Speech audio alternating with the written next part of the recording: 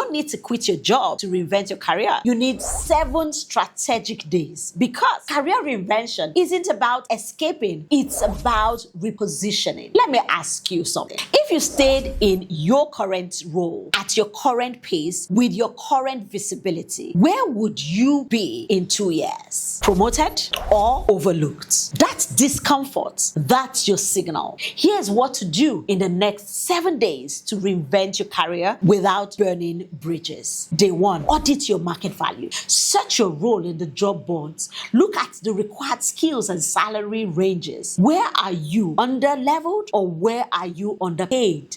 Reinvention starts with external growth, not internal comfort. Day 2, define your upgrade. Not I want a better job, but specific. I'm moving towards role in what industry at income range. Clarity creates direction. Day 3, identify the skill gap. What's the one capability that would make you undeniable? Leadership, is it data, public speaking, technical depth? Second one, that's your leverage. Day 4, visible, valuable move. Volunteer for a project, present in a meeting, publish insights on LinkedIn. Reinvention requires visibility. Talent without exposure doesn't get promoted.